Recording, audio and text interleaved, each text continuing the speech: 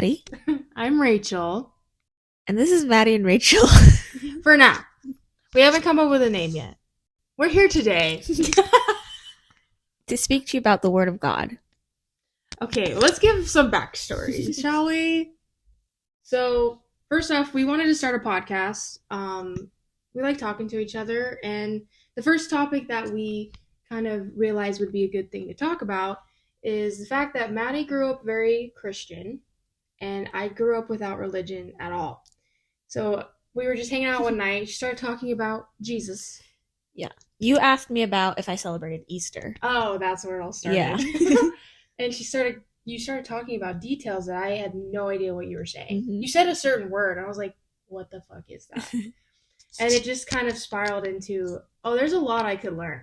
And there's a lot you could recall. Mm-hmm. Maybe we should, talk about it on a camera. Yeah. I don't know. I like listening to podcasts like that, like deconstruction podcasts and stuff. So.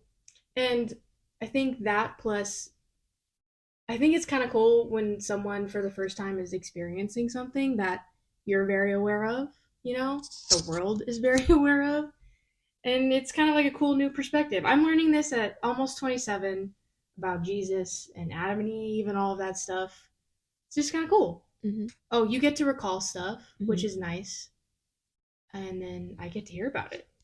Yeah. You have a really good audience. I mean, I'm not going to tell you if you're right or wrong at all. I'm just going to listen and ask some questions, Yeah. Well, you grew up no religion. I mean, your grandparents were Buddhist, but you didn't. Correct. But that was what is there a term for the Christians who just go for Christmas and Easter? There is, but I don't know the name. It's kind of like that. Yeah. We would go for the special events like anniversaries of death and stuff, but I did not have to go. Yeah, you didn't super practice it or really care that much about it. Mm-mm. It was not a Sunday And thing. your mom didn't preach it to you every day. I just knew a couple sayings and you go bow at the front and all that, but that was it. Yeah. I didn't know anything past it.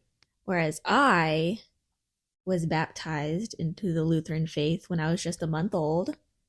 And I attended a Lutheran school from preschool to 4th grade. And I went to church every Sunday.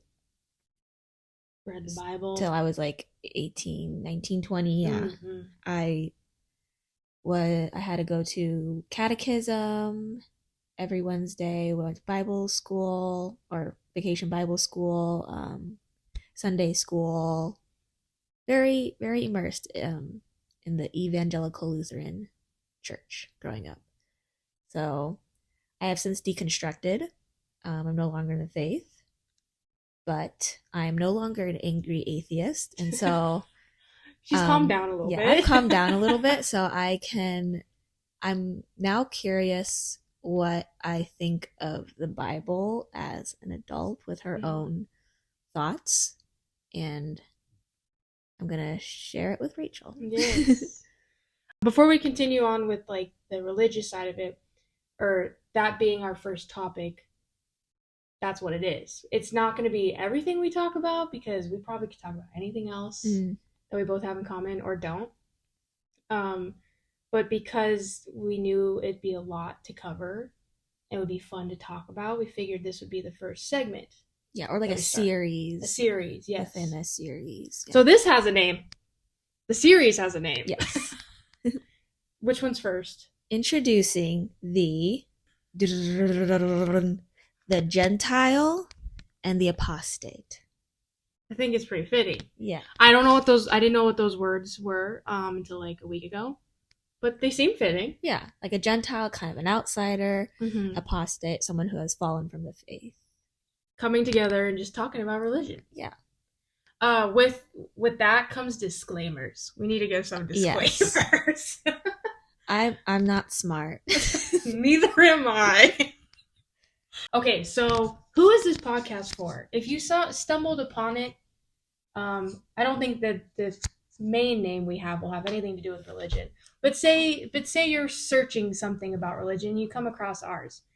This by no means is a religious podcast. Like, you might learn from our perspective, but we're not trying to explain it so that someone else can understand or to recommend anything. It's purely just a conversation between friends. Yeah. And I'm learning. That's kind of all it is. And you're recalling, Mm-hmm. you know? So don't be taking this like it's the word. We know what the hell we're talking about. It's just, I don't know, our little lives in this world. Yeah. And understanding stuff.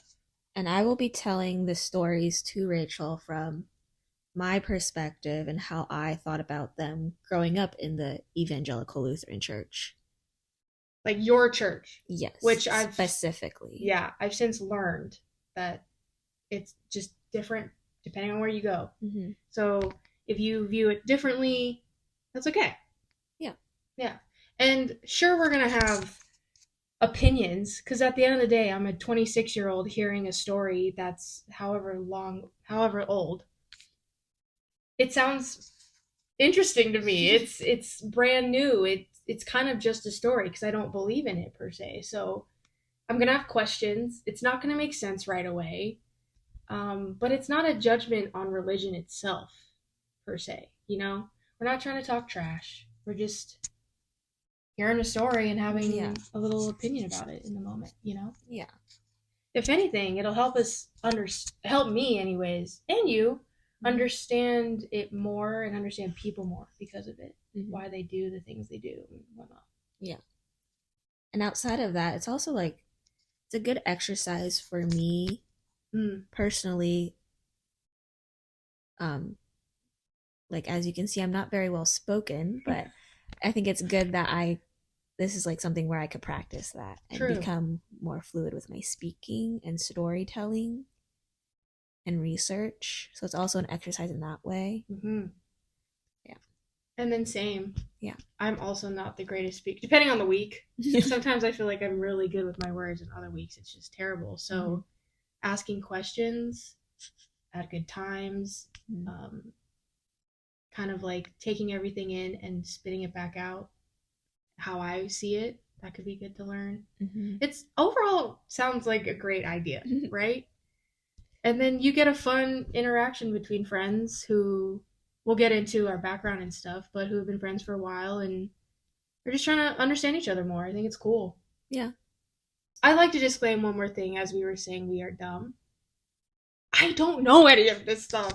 So if this ever got traction, please don't hate me for just like maybe asking what you could consider stupid questions. I'm just trying to learn. And what you said, you learned this when you were born, okay, and on. Kids are probably asking certain questions too. Just, I'm a noob. That's just how it's gonna be. But at least I'm willing to learn. So I don't want to be hated for trying to learn, even if it takes a while. Yeah. Yeah. So be and nice to and me. Don't be mean to me. Yeah. When I don't know something, because again, I learned this as a kid, and then you unlearned it. Yeah. Now you're just like. And then I forgot everything. So, yes, I'm simply recalling. I'm not a theologian or a scholar. Yes. I am me. We are Maddie and Rachel. Okay, so we figured giving some backstory to who the hell we are would be helpful, just to know who's talking, where we come from, not just from the religious standpoint, but like our friendship and all that. So we're from Arizona, and we met in 5th grade. Very true. My mom didn't like the way my Lutheran school was being ran, and so she convinced my dad to pull me and my brothers out and put us into public school. And so that's where we met. We met at school. Yeah. And I always went to public school. I lived right by it. So we met there. Were we friends in elementary school? No, we not weren't. Really. We knew of each other though, I knew right? who you were. Yeah. We had a couple mutual friends, but it just never like clicked yet. Yeah. And then same middle school.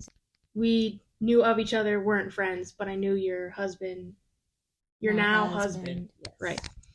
And then in high school, we didn't really start hanging out though till junior year, I feel like. Yeah, you're right. Yeah. Knew of each other still. Yeah. Just had nothing in common yet, Yeah. really, right? You were in track and stuff. Mm-hmm. I did not do that. You were in choir. Mm-hmm. I didn't do that. I didn't do anything. I didn't have any friends back then. And then junior, I don't remember why in junior year. Just classes. I think we had math together, and we started talking in math, and then I don't know. Did that beats me? Were you friends with like Katie and Maddie? Kinda, yeah. Were you at their her morp party? No, because you were invited because you were dating someone. I was either dating someone or I was working. It was sophomore year because. Oh yeah, I went prom sophomore year. Even because I was dating a junior. Okay, but that's a good origin story of like you were dating someone in sophomore year, so you went to prom. Mm-hmm. Me and our mutual friends were hanging out and had morp instead because we couldn't go yet. Mm-hmm. But that because I was friends with them, we eventually started hanging out. Yeah, I think that sounds right. Yes. And then senior year, because we both left at the same time after like third period or something, we would walk out together. Remember that? Yeah. You, me, and Katie? Yeah. And college. The rest is history. We did talk. Okay, kind of talked in college, and we went on a few friend trips. Oh yeah, we invited you to the friend trips. I think that's kind of what solidified it. Maybe it definitely started me being around more for sure. Because you had a group of friends that I was like always on the outskirts of. I was okay with. Yeah, well, because you had your own group of friends too, and you went to college in a different city, so right. But somehow we stayed connected, and then now we're both outside of college. Mm-hmm. Just living our lives. We live kind of near each other compared to other friends. Mm-hmm. So we just hang out all the time now. Yeah. And recently, she got me into running. Mm-hmm. So we did a 10K and a 5K. And that, when you train together for that, you hang out a lot. Yeah. We see each other like every week. Mm-hmm. Yeah, it's become every week now. It's kind of fun. And I love your dogs. So that's always fun to hang out with you and your pups and your husband. So weird to say. You guys been married now for like what, 3 years? 5. Isn't that crazy? 5. Yes. So we've been friends for a while. Yeah. Going through our own vibes. Oh, we do this thing too where we had this one mutual bully that we didn't know about. Remember? Oh yeah. And throughout all of was it high school technically? Yeah. It wasn't. No, she broke up friendships, like which was it's like bully behavior, like a mean girl behavior, but where she ruined both of our own different friendships with people. Yeah, and we just now realize this. Yeah, that it's the same person. So we have like interactions, small interactions throughout the years, and now we're pretty close. Yeah, which has led us to wanting to talk about religion. What do you identify as now, like religiously? Like you said agnostic? I'd say most of the time agnostic. Yeah. I'd say when people come at me with the negative side of religion, I'm not spiteful, but it makes me want to go, no, fuck all that. Yeah. And believe in nothing. But if I get to just think about it by myself, it has to be agnostic because I am not a certain person. Yeah. I think it's hard to be certain in this world. So I just choose to be like, maybe. And that's good enough for me. Mm-hmm. As long as you're like a good person now, that's all you can do. And you're kind of spiritual. Would you call yourself spiritual in a way? I'm trying to figure out what that means. Yeah. When people say that, my mind goes blank. Or there's like too many things it could be. I can't really narrow it down. Yeah. Well, like, I'm kind of that way too. So like I consider myself atheist, but I feel like there's I still like to I kind of think of self-care as like a spiritual thing. Like I like my ritual, like my routines and stuff. That's fair. So I don't know if that falls into a different category. Because like you want to take care of your mind, body, spirit in a sense. True. So like body, exercise, mind, reading or knowledge, and then spirit is like your spirit. I don't know. Yeah, does that mean soul? You think? I don't think so. Not necessarily. Yeah, just like I don't know, your well-being. I don't know. Yeah. See? Yeah. It blows my mind when people sit here, religion or not, being like, this is what it is. Yeah. How do you know? And what dives into that? Isn't everything somewhat connected in a way, too? Mm-hmm. It's hard to just pinpoint. Yeah. Well, can you explain how you got to atheist, though? In I guess a short version, because we could totally cover this in another episode. Short version. 7th grade, I remember specifically I started having questions, and like just feeling different, like really angsty about church, and like I didn't fit in or whatever, but it's like I didn't know what these feelings were, what that meant. And so then like my brother got cancer, my dad was like, this is God punishing me for being too hard on him. And then like I thought like, whoa. No, I think it's God punishing me for questioning my faith. Whoa. And so like then I was like in the faith for a while, and like I was just going to church because that's what I was supposed to do. And then throughout high school, I was still in it and I was involved in it, but still always like there was always like that feeling of like something just isn't right. Like I don't know. I don't know if I belong here. My church was very patriarchal, so we would have like voter meetings of what like to do with the church and stuff, and the women weren't allowed to vote, and that just never sat right with me, even though like I was never told that it was wrong, but like it didn't feel right to me. And then fast forward to college, I took a philosophy class, and it changed my entire worldview.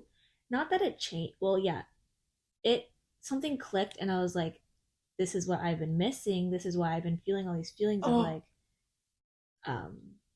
like doubt and stuff. And so it's giving me chills. Yeah. And so then I went through like a very like kind of short angry atheist phase, and then I would go back to the faith, and I would try really hard and like try to believe, but of course in reality I was not convinced. And so then I went through like another angry atheist phase, and I would have to think about it more how I got to this point where I'm just like chilling now, but now I'm chilling. Oh, do you think the pandemic had anything to do with that? Like your chill phase? When there's a world crisis happening, like, I don't know. Maybe. I'm also on Lexapro now. That could be it. But yeah, there was a lot of inner turmoil during those years. That's a lot. I mean, just to be an angsty teen and figure stuff out on your own, let alone your whole world and how you viewed it changing. Yeah. That's a lot for anyone. And it was like there was so much back and forth. And I remember when I got married very young because we wanted to move in together, and we were afraid. Well, I'll speak for myself. I was very afraid that our parents, because both our parents are very religious, would judge us and disown us in some way or another. And if you didn't get married. Yeah. So we got married very young, which no regrets, but still, we were very young. I do not recommend it. I will say on the outside looking in, though, you guys seem the most healthy relationship that I've been around. Not in any pressure way. If anything, that should take the pressure off, that it shows you're doing whatever you got to do to be healthy. Yeah. That's good. But yeah, it came from a place of like fear of judgment rather than doing it for ourselves. Yeah. Or just doing what we wanted. But yeah, we were afraid of what our parents would think, and then I even incorporated religion into our vows, even though it didn't feel right. Yeah. And I couldn't go. I had an exam. Yeah. But anyway. So I didn't get to hear them. Yeah. I didn't know you did that. You even incorporated religion in your vows. Yeah. Did Kai? Yeah. Yeah. Because I made him. Oh. Did you have who was the fishing guy? Oh, it was so funny. We hired a guy on Thumbtack. He lived in Prescott, and he came down, and he was gay. He was so nice. He was so awesome. And I made him read a Bible passage. And so it was from Ecclesiastics. Can I even pronounce it? Ecclesiastes, I think. But he pronounced it totally wrong. It was like, he pronounced it Ecclesiastes. And it was so funny. Oh my god. Because like everyone was religious. I mean, not our friends that were there, but our family. I don't know. It's kind of funny. Like, I have to see it now.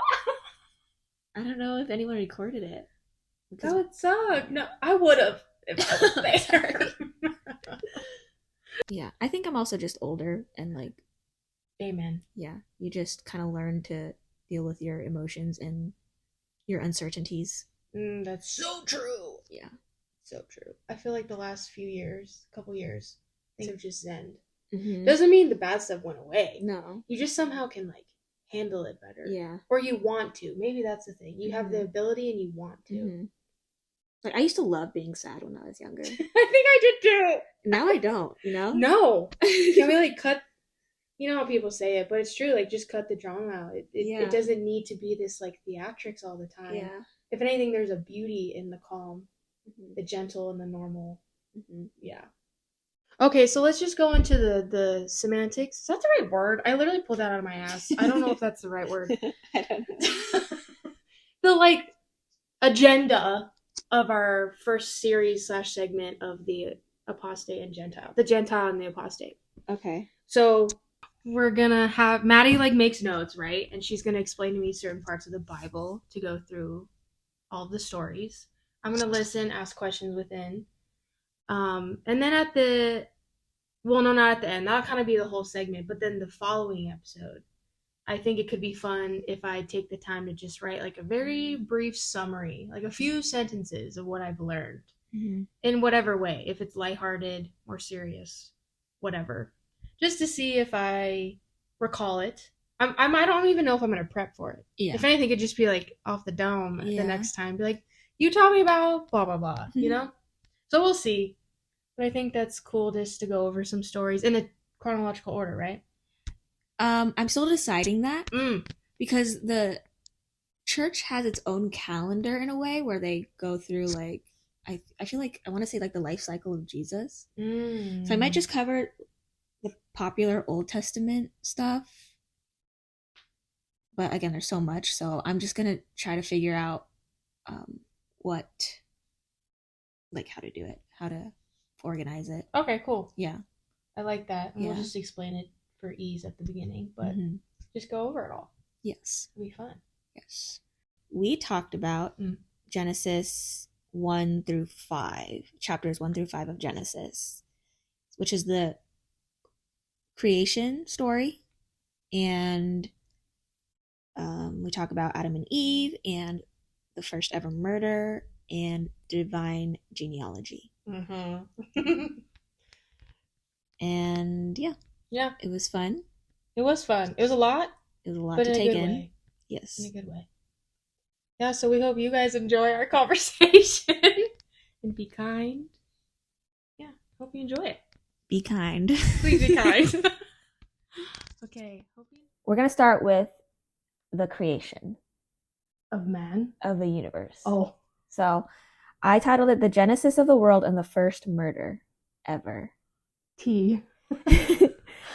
So, the way the Bible is set up.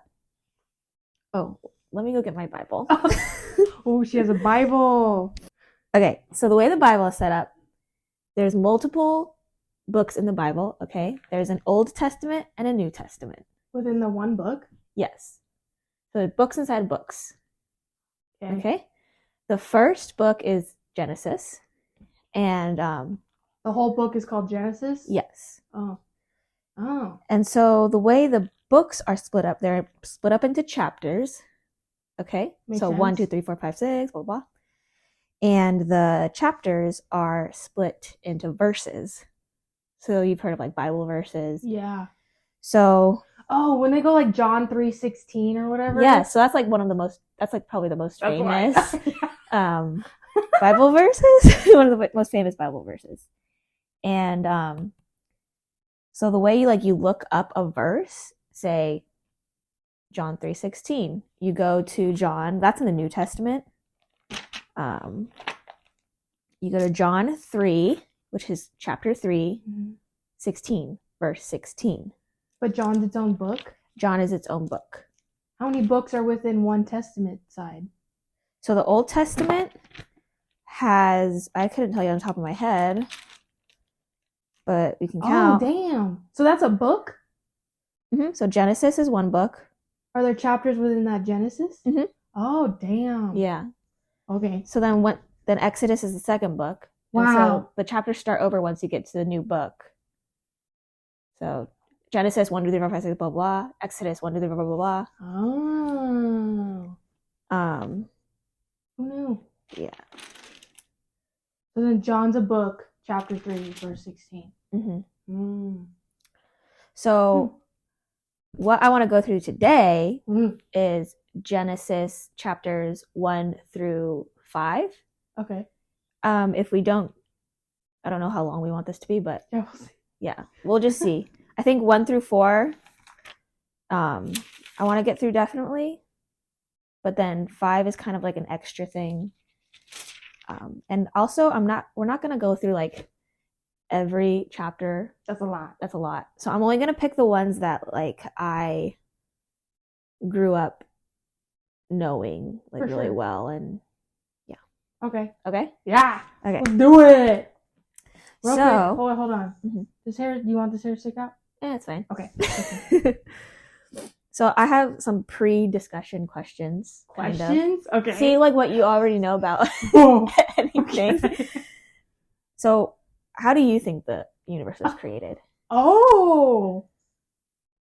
It doesn't have to be like a detailed theory. Just like how it was created. Yeah. Or how did it come to be? Like I think the consensus or like the popular theory among scientists is the like Big Bang theory. I've definitely heard that. Mm-hmm. I think I'm big on like collecting the data of how other people think and then kind of trying to come up with my own, but also knowing it doesn't really matter. Yeah. So every time I've had these discussions, I don't think I've ever concluded what makes, or I've never been like, it's this. Mm-hmm. I go, could be that. Yeah. There could be a higher power. I don't fucking know. Mm-hmm. But I'm more leaning on the side of like the Big Bang theory type of vibe.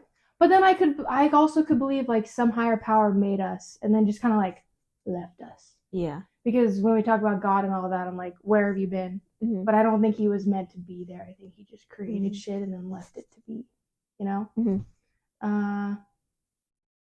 So like science plus, it's just like agnostic. Like I literally don't know, nor do I really care. Yeah. Like, no, yeah. It's not going to make my life better now. Mm-hmm. Do you know what I mean? Yeah. So, is that an answer? Should I say like my opinion, yeah, you answer. Okay.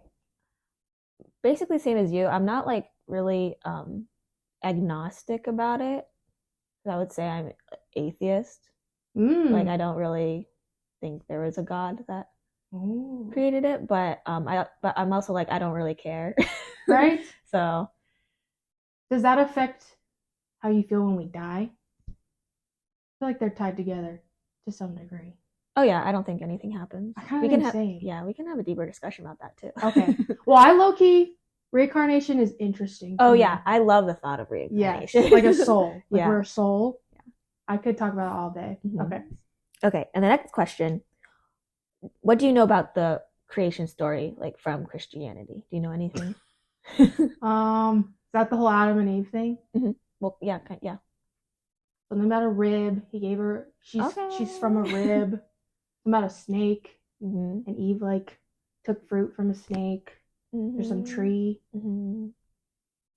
But then like past that, I just know about Adam and Eve. Oh, I assume they like procreate. Mm-hmm. But then Then I get lost there because I'm like, wait, we're all from these same people? How does that happen? Who made it with who? How did it keep going? You know what I mean? Mm-hmm. That's where it kind of stops. I just hear Adam and Eve. And then that's it. Okay, and we'll talk about how the lineage, we'll talk about that. Yeah. Okay. Incest much? All right, so you ready? This is crazy, guys. Think about it. I'm almost 27. I've never heard this shit, ever. Yeah, and I grew up with it, completely immersed in it, so. Okay. Which is crazy to me that, like, I don't know. You like never even, yeah. But or it was, never it was like my whole world, yeah. I would go to, like, one church thing every so often. Mm-hmm, like with friends, like the mega churches. So I'm not listening. Yeah. I'm thinking about a boy. Yeah. It's probably like what, a snippet of what they're trying to teach you. Mm-hmm. Yeah, no. Yeah. It never stuck. Okay. So this origin story of the world was taken literally at my church. Literally. So I'm going to be speaking from my experience and what was taught at like my church growing up. Because there's like millions of different interpretations and like different congregations will teach different things. Excuse me. So at my church, it was taken literally. Okay. So it's interesting to think about what was in before God created. So there was just nothing, right? Apparently. Yeah. I remember they would tell us, like, close your eyes and, like, the darkness that you see, that's not even what was before the world because there was nothing. There wasn't even darkness. Okay, so it's hard. It's like this mental gymnastics right off the bat, right? Like defying all logic of what you might think otherwise. Because I'm like sitting here like, you're telling me to close my eyes and that's not even what was supposed to be there. It was nothing. I can't conceptualize that. Right, yeah. No one can. Yeah, right? The complete opposite of what common sense in a way. Yeah. So before the creation of the earth, there was nothing. Just God chilling, walking around. Space? Not even space, just heaven? Nope, the heavens weren't created either. He's just walking around. Yeah. Okay. So yeah, before God decided he was bored and wanted to create the earth, there was nothing. It was just him walking by himself. Walking around. Probably wasn't walking. He was probably like floating. Like he's probably like a floating entity. Just aimlessly. This reminds me of sorry.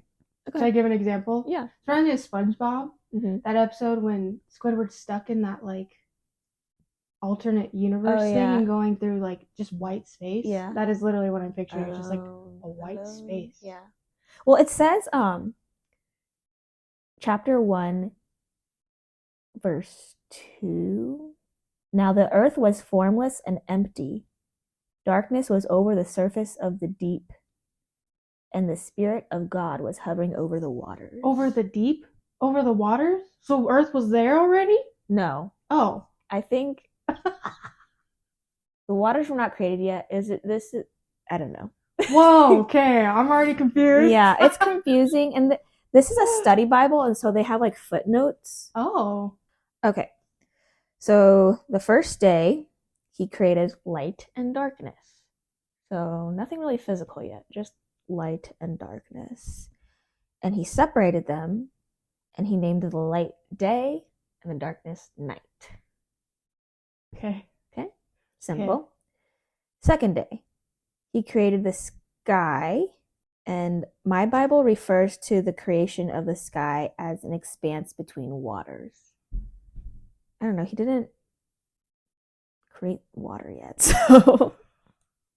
Is that on a different day? Yes, it is. Wait, really? Then how did... Okay. I'm shutting down because I already have 70 questions. Yeah, go ahead.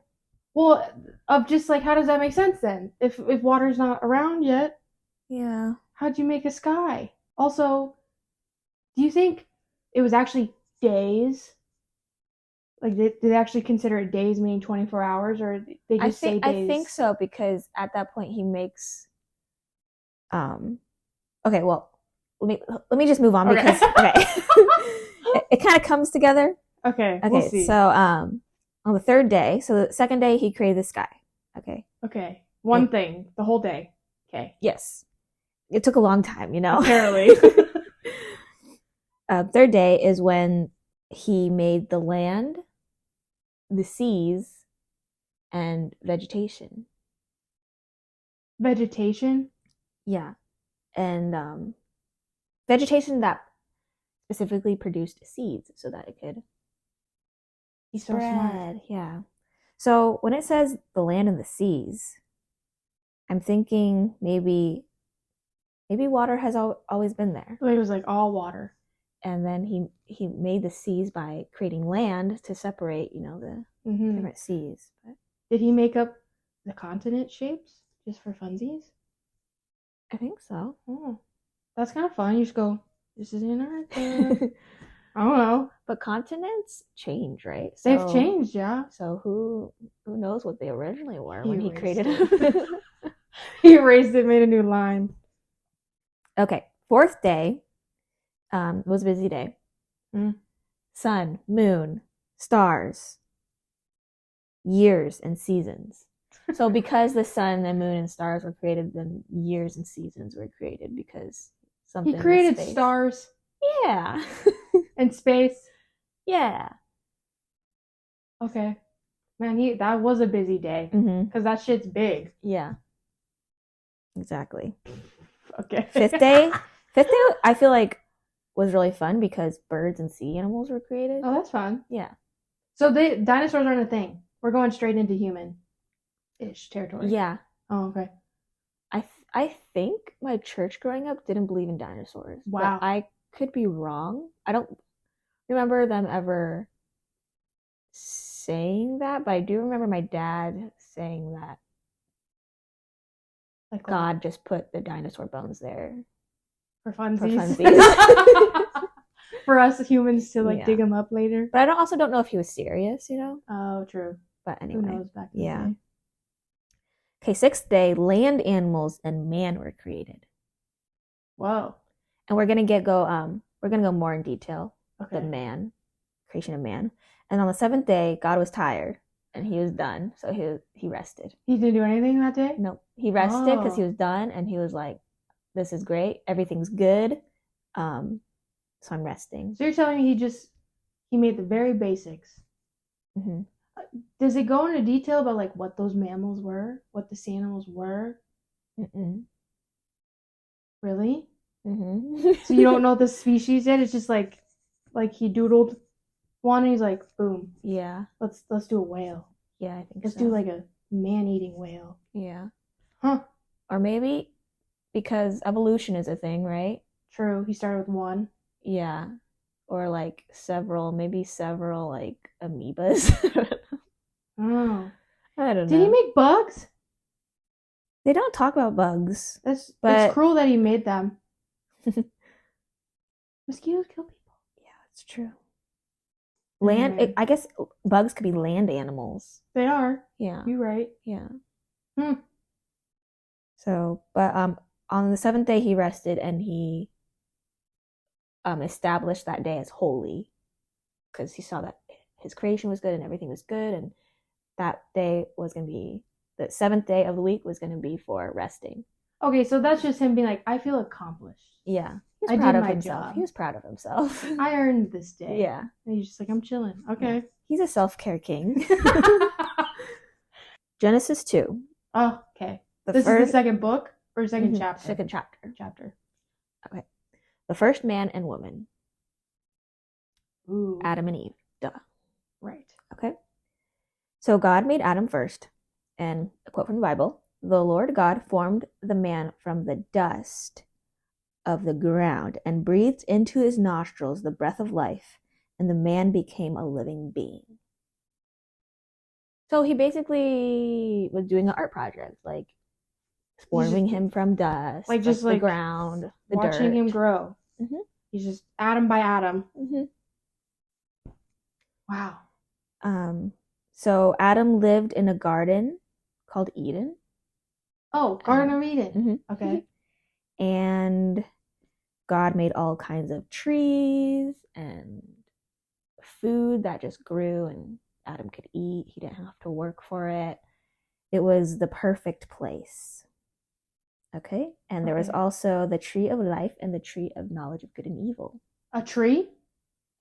I think there are two different trees. So the tree of life and the tree of knowledge of good and evil. What does that mean, though? How do you get it from the tree? What do you mean? Well, it's a tree of knowledge. You eat a leaf and you learn about something? You eat a fruit. Oh, a fruit. I'm still kind of confused with what the tree of life is. I think it more is like symbolic and represents eternal life. Like it is always alive. You don't necessarily get anything from it, but it being alive shows life. But then so tree of knowledge of good and evil was there. Just remember that. There. Okay. Tree of knowledge and evil. Yeah, knowledge of good and evil. Oh, good and evil. Yeah. Okay. So I feel like God basically made Adam to be a groundskeeper. And like the keeper of all the vegetation and animals. Of this like little area. Yeah. Okay. Because God brought all the animals to Adam, and so Adam could name them. Because he was like, I don't want that. I made too many. I made too many, and to name them? I need to outsource this. Okay. Which is kind of cute. You mean like what kind of names? Like human names, or like you're a hippo? Yeah, like you're a hippo, you're an elephant. Okay. Yeah. Okay. Okay, so that is kind of cute. Yeah. So Adam had all these animals and this whole garden all to himself, and God could tell he was feeling a little lonely. Yeah. He had no suitable helper. Okay. Yeah. So God put Adam down for a little nappy nap. He can control that? Sleep. Yeah. I guess. Trust him? Yeah. Basically. He's just like, sleep. And so this is what you were saying. He took one of Adam's ribs and he Why sleeping? That's fucked up. I know, a little organ harvesting deal. Okay. Dealio. Okay, and so then he made woman from his rib. Does that have to be that super symbolic thing somehow? That like she comes from him versus like just making another human from the ground? Yeah. They needed to be connected in some way? Yeah. Okay. So in this verse, I should be better about citations, but a verse, for this reason, a man will leave his father and mother and be united to his wife, and they will become one flesh. Yeah, the last verse, I thought was interesting. It said, the man and his wife were both naked and they felt no shame. That's kind of a little foreshadowing. If you just remember that, they felt no shame. So before, the fall of man, there was no shame. There were no bad feelings. There was just bad feelings. Yeah. Just for a little bit though. Mm-hmm. Can't always be good. Yeah. Good and evil. Tree. Mm-hmm. Okay. So that brings us to Genesis 3. Okay. Any questions? So many, but no, not yet. I want to hear more of to bring it all together. Okay. So the fall of man, Genesis 3. Already? Mm-hmm. So we don't know, at least I don't know, how, what the timeline was. Like, how long did they live in paradise before the fall? Right? So you don't know. So it could have been the next day. Well, God already took a rib without consent. So yeah. Could have been that long after. True. Okay. So enter the crafty serpent. So the serpent was slithering around, and he comes up to Eve, and he tempts Eve to eat from the tree of good and evil. You're not supposed to. Yeah, and by the way, God says, you can have fruit from any tree, any tree in the garden, except the knowledge of good and evil. And they're like, okay, sure. Yes. I have a question. Sure. Did he make the serpent? Yeah. He created that shit. Yeah. He created that shit. Yeah. To be that little snaky snake. Yeah. So the serpent is Satan, basically.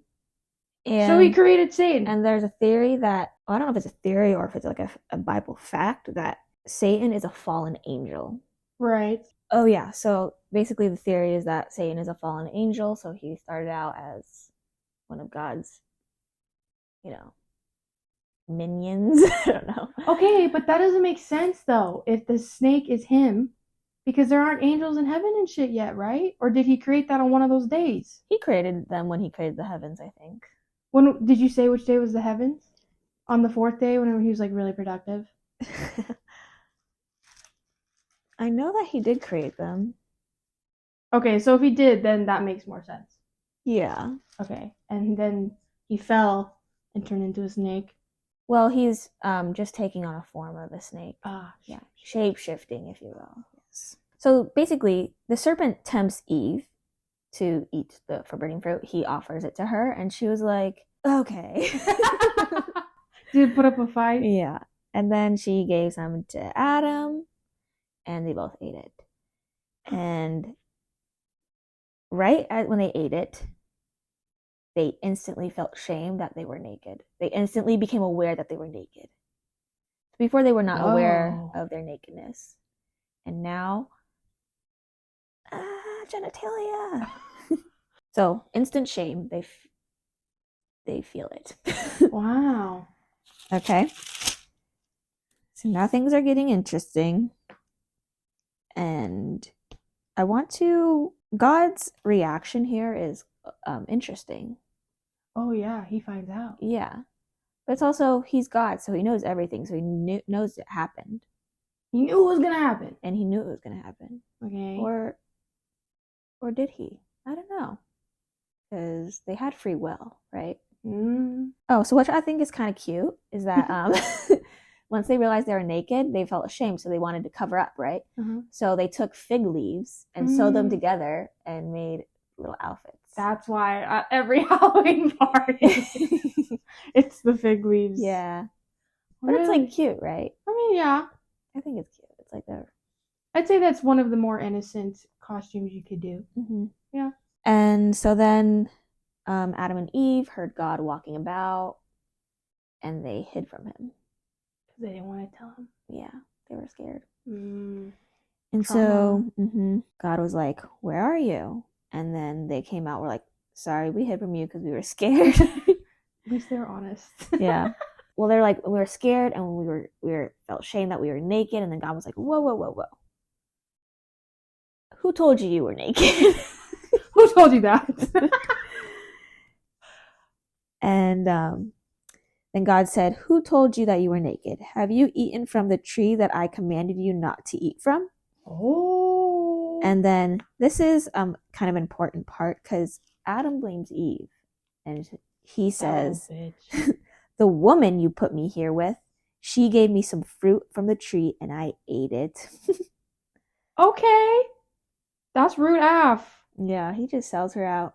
Ew, he's a little snitch. The only person that he has in the world. Doesn't even know what he has. How good he has it. And he ate it. What an idiot. Yeah. I don't like it. Adam so far. Okay, and then the Lord God said to the woman, what is this you have done? Oh. The woman said, the serpent deceived me and I ate. So Adam blames Eve, Eve blames the serpent. It's just like a blame game. No responsibility taken by any of them. So then God doesn't really, he doesn't take a gentle parenting approach. Oh no. Instead, he's like, curse on you, curse on you, curse on you. Oh no. How can they learn? I know. So first he curses the serpent. First? Yes. As he should. He should have stopped there. But proceed. And he basically curses him to crawl on his belly for the rest of the years. So basically, what I think is that he had legs, and then he was like, I'm getting rid of your legs. So that's where snakes come from. So snakes are always on their bellies. So he got rid of legs. That's his curse. But it's a longer curse. Do you want me to read it? Sure. Okay, so it says, cursed are you above all the livestock and all the wild animals. You will crawl on your belly and you will eat dust all the days of your life. And I will put enmity between you and the woman, and between your offspring and hers. He will crush your head and you will strike his heel. So that's also kind of like foreshadowing of, I'm going to send my son to kill you. To beat sin and save humanity. That's kind of foreshadowing, like the last verse there. He will crush your head and you will strike his heel. Okay, when you read that, is that part also being taken very literally? Yeah, I think so. In my church, it was. Because, well, when you say literal, and I have like no depth perception of how literal you can get with this stuff, he says you will eat dust. The snake will eat dust. Well, he's like on his belly, so how can he not eat dust? But then he also eats other things. Oh yeah. The snake. Okay. I don't want to get cut up on that. Like I'm not. Yeah, dumb. it's not like this literally happened. So he literally said, "Put this curse on the snake." It's not like this snake is literally just gonna be eating dust. Well, I don't know, man. This Bible shit doesn't make sense. I understand. Oh.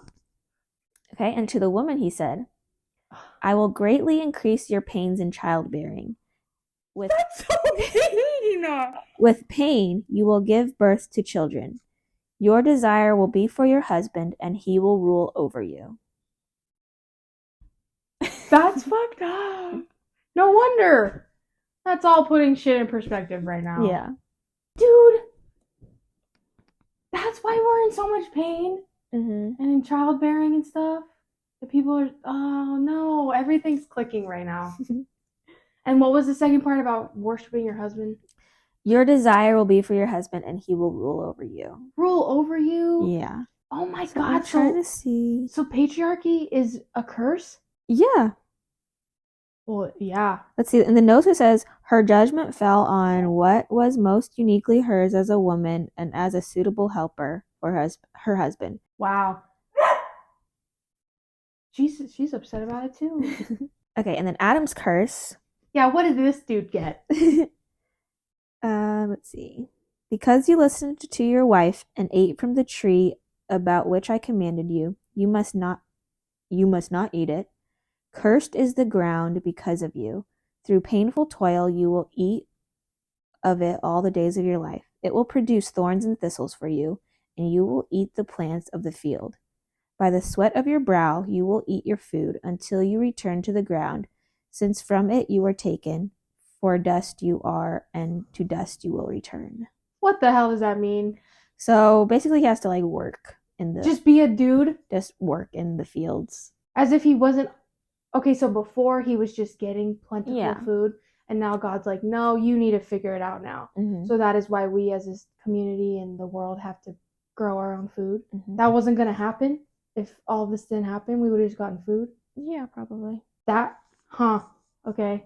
I mean, like, in the grand scheme of things, sure, that's kind of a shitty curse too, that we all have to do that if we didn't have to do that.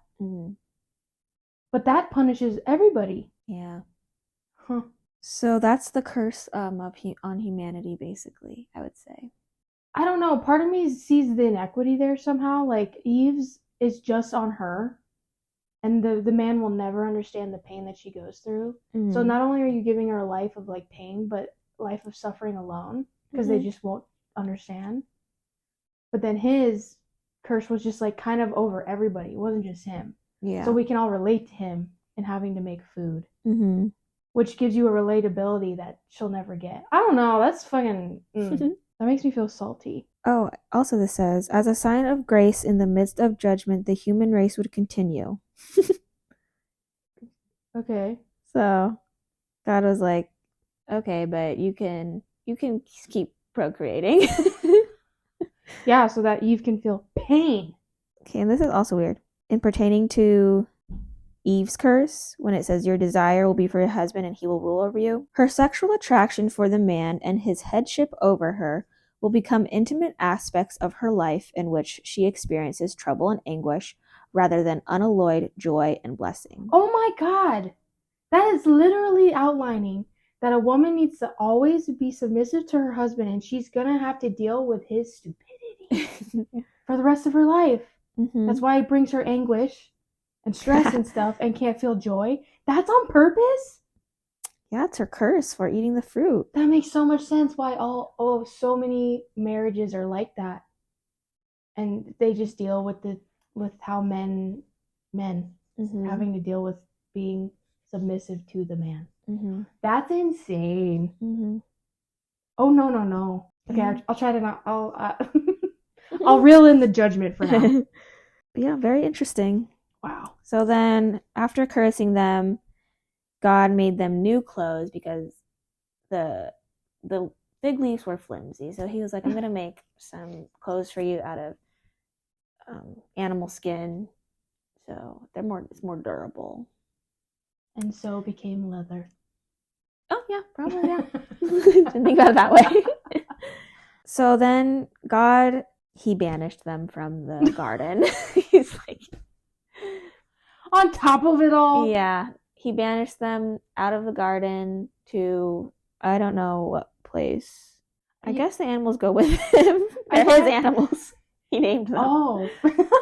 Since my deconstruction and everything, I kind of look at the Bible as literature, just like a story, like different stories. And so like this ending of chapter 3, I love the image. So God banishes them from the Garden of Eden. They have to leave. And so after he banishes them, he, I guess, what's the word? He places an angel. They call it a cherubim with a flaming sword flashing back and forth at the entrance, so no one can enter the Garden of Eden ever again. Say the word again. A what?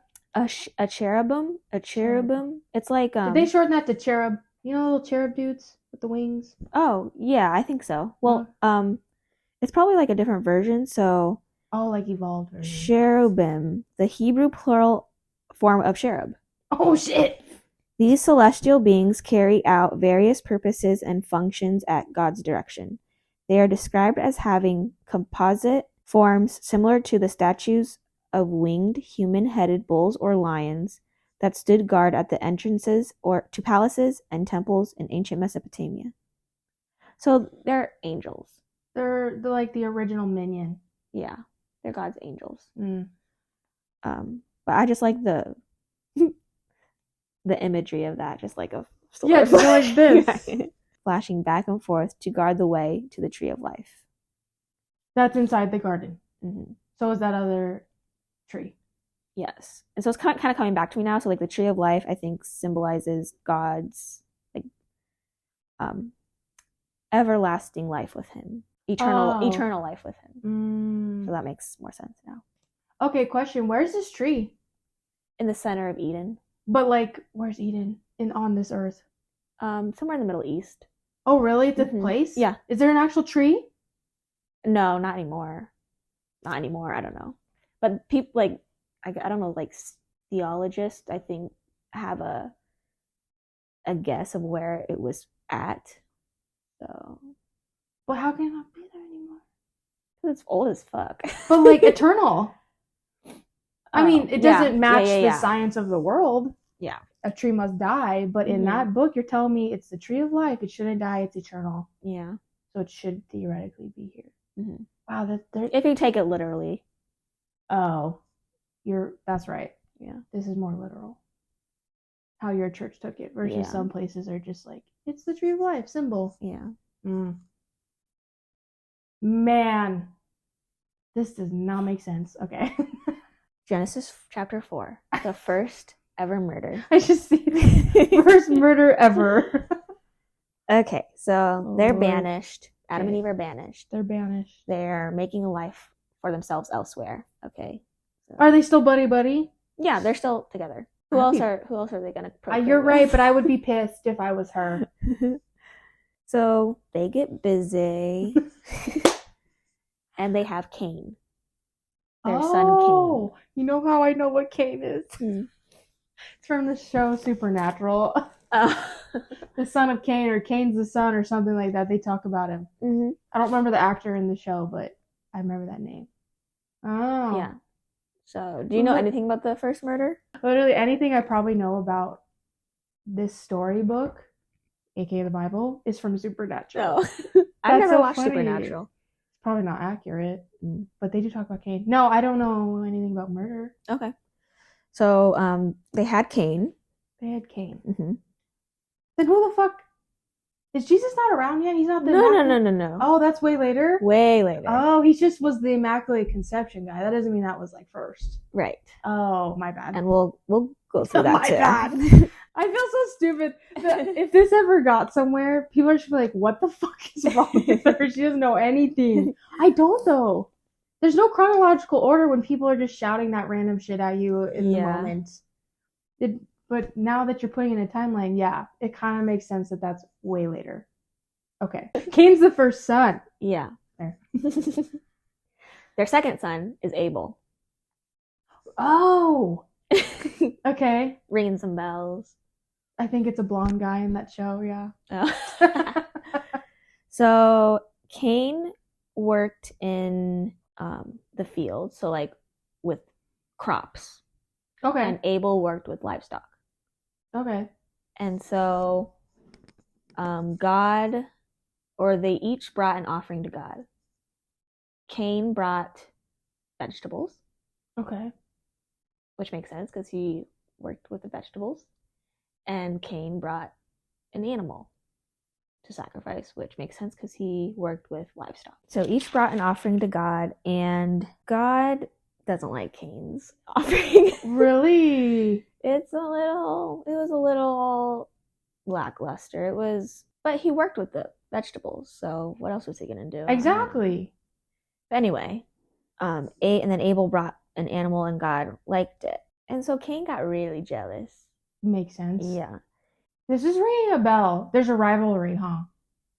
Somewhat. Okay. I don't know if it's like one-sided or. Because to me, growing up, I had the notion that Cain was like an incel.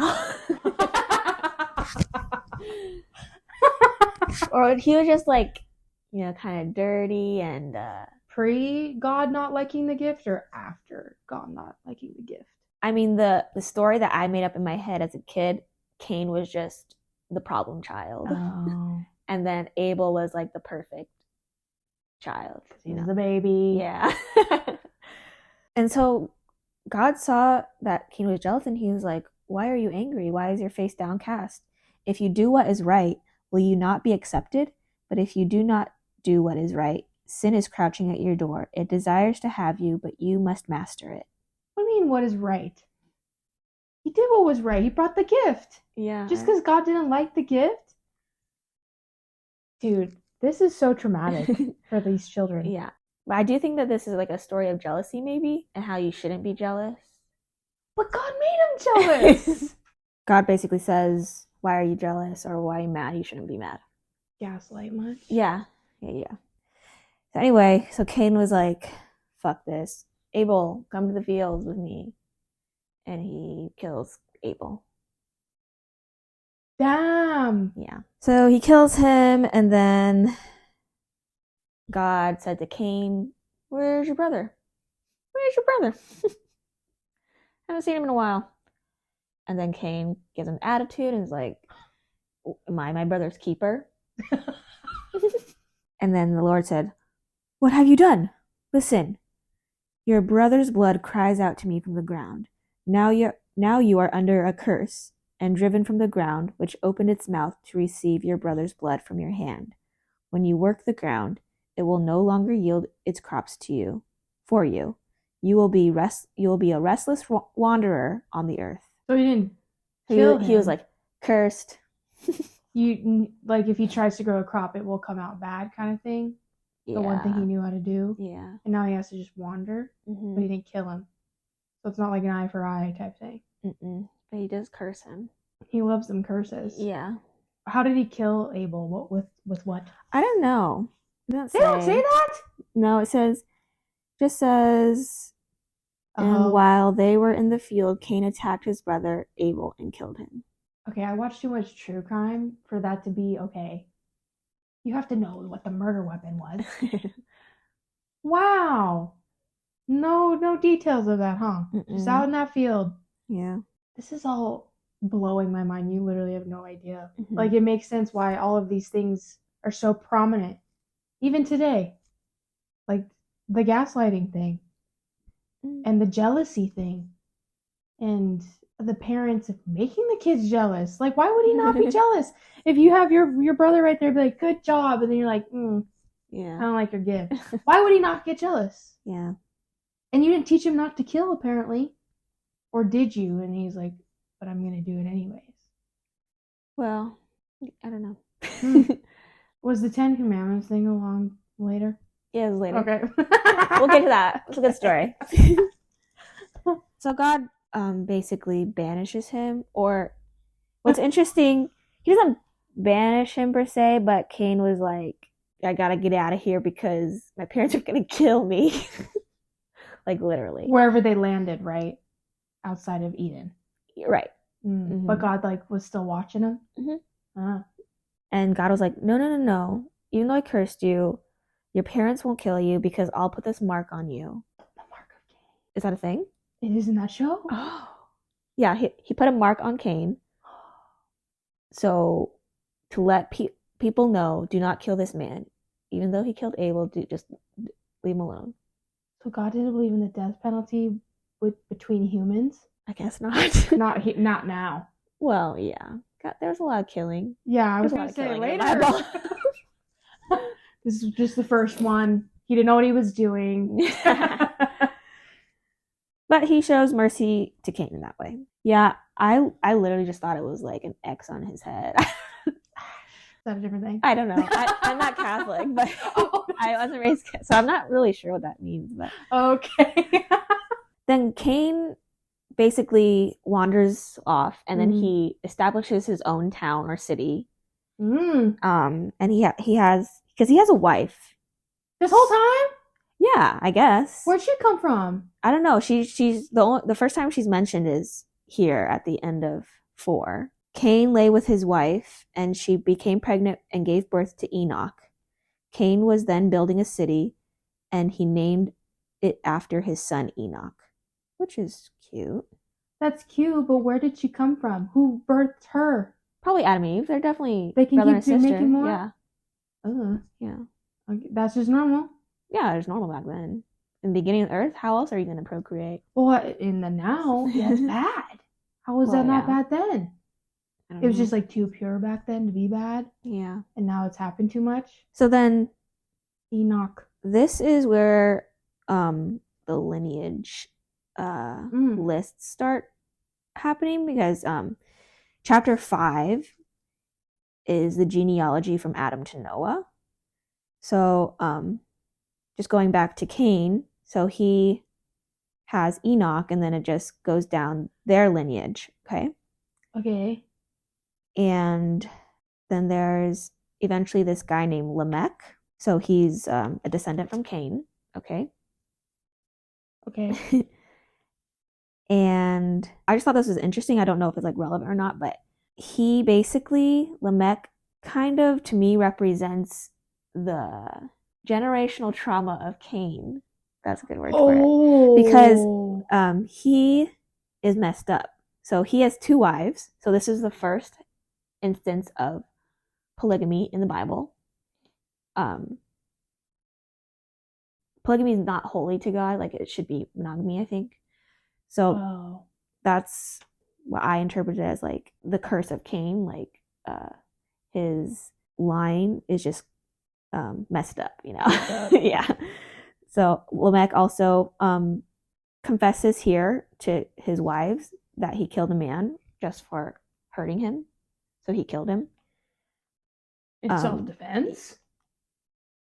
Yeah, it doesn't say. But he killed him, and that kind of just like represents the curse of Cain in his lineage. Totally. Yeah. So then going back, so Cain's cursed and banished, Abel's dead. Who's going to carry on the line of Adam and Eve? Because Cain's basically no longer their son. Even though he's out procreating anyway and making a line for himself. They don't consider him part of the family. So Adam and wife had another son named Seth. Seth? Yeah. I've never heard of Seth. And he had a son and named him Enosh. That's very close to Enoch. It is. How's it spelled in comparison? Enoch is C-H? Enoch, and Enosh is SH. Oh, wow, that's very close. Yeah. I mean, they are brothers. They probably think alike, you know. So then it says, at that time, men began to call on the name of the Lord. And so I'm guessing at this point, people really started to worship God and like make religion out of God. I don't know. Enosh was starting that shit. Seth's line. Oh, yeah. So Seth's line is considered, I'm guessing, like divine, like it's eventually going to lead to Jesus. They know this, or it's the starting point. They don't know it, but I think they do know it because in 5, I have this as divine genealogy. So it's from Adam to Noah.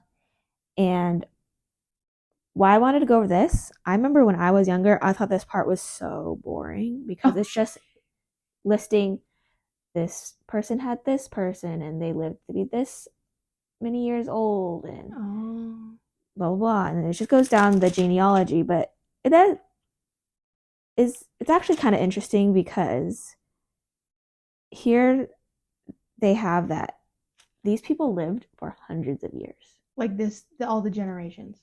Or no, the people. The people. So Adam, guess how old he was when he had Seth? Oh, whoa. Just guess? I literally have no idea. The first number that popped in my head was 526. Oh, no. 130. Damn. But he died when he was 800 years old. Excuse me? Adam did, yeah. Oh, no, I'm sorry, 930 years old.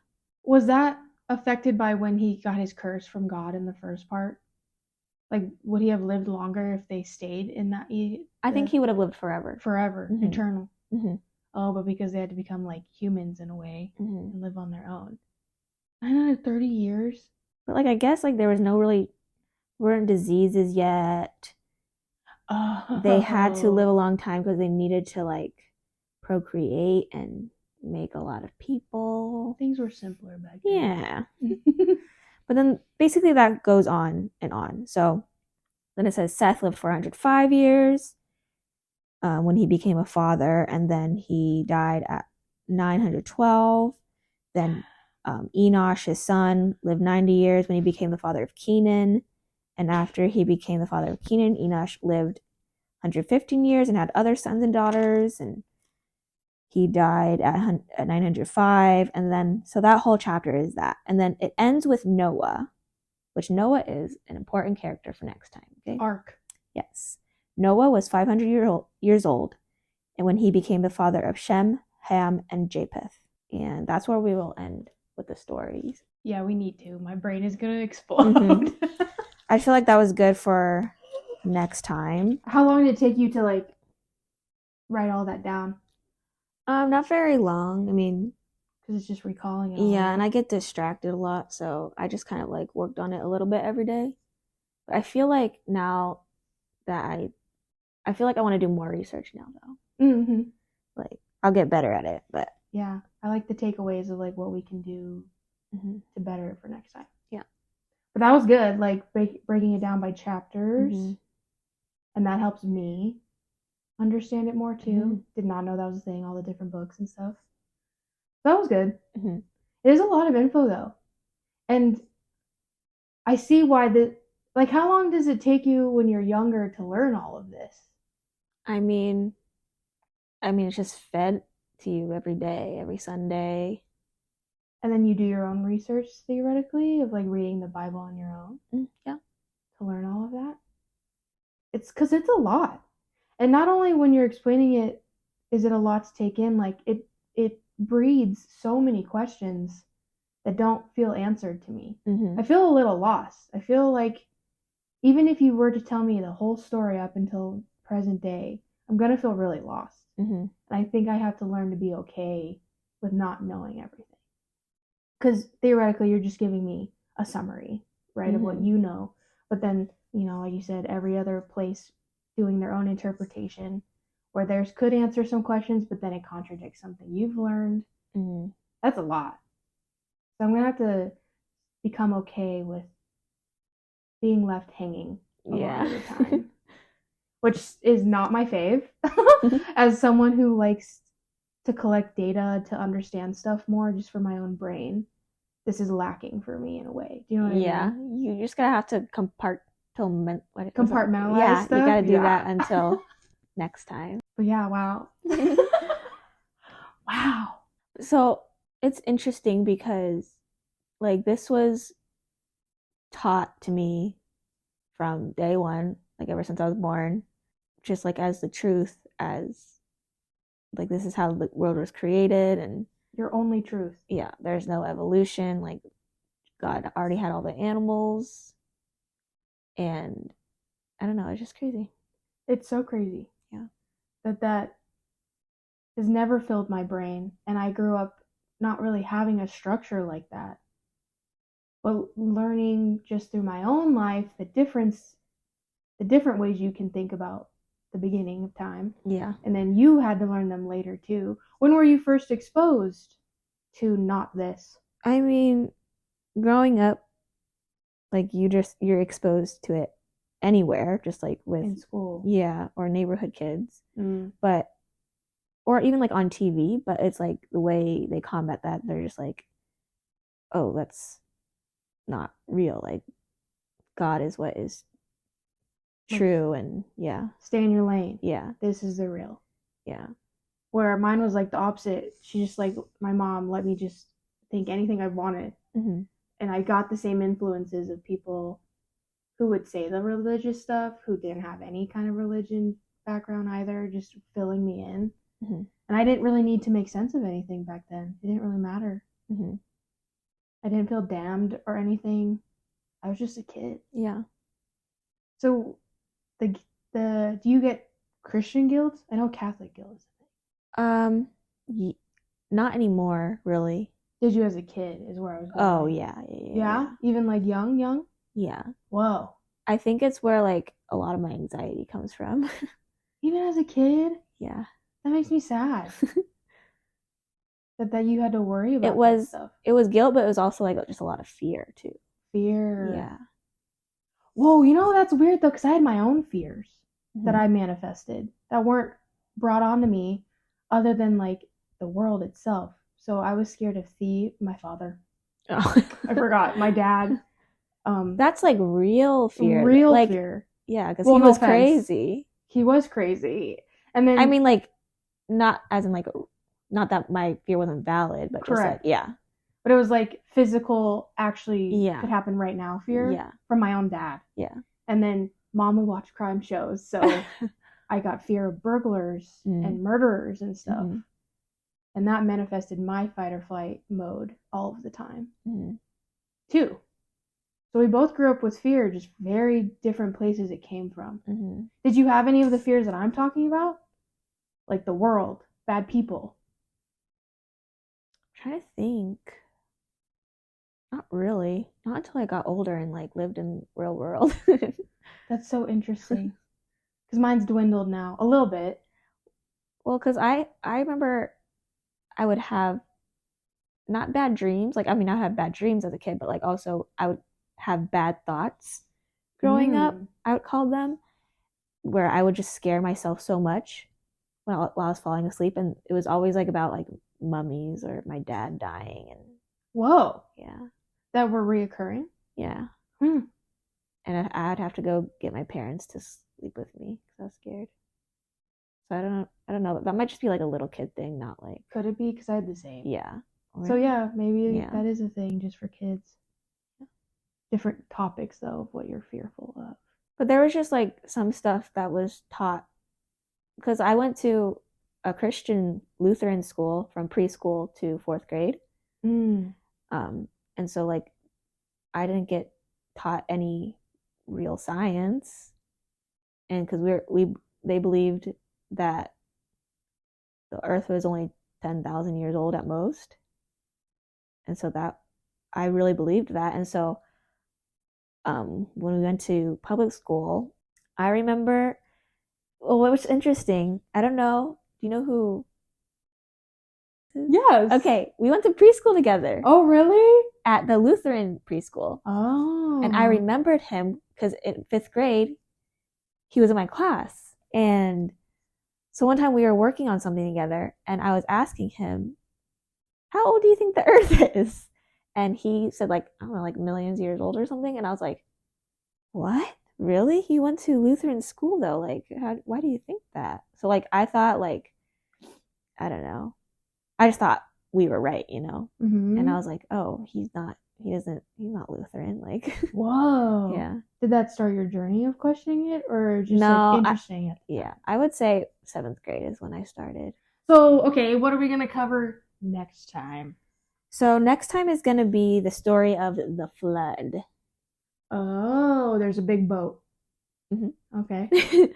Story of the flood, and I'm not sure what else. I'm not sure how far we will go, but definitely the flood, which is a really good one. I thought this was a good one to start with, and we can learn from it. And oh yeah, when I'm driving now or have time to overthink, as I always do, I'm definitely gonna like see how this beginning era really affects people still to this day, and see the connection, because there is, especially in religious people. Not necessarily in a bad way, but just noticing why they maybe do things the way they do more. This is great. It'll help me understand people more, and that's all I kind of try to do in my own life, is just understand why people do what they do. Very interesting. Yeah, this is exciting. All right. Okay, cool. Okay, we're gonna like say bye to the camera. Good work. No, thank you for researching all that stuff. All right. See you next time. Bye.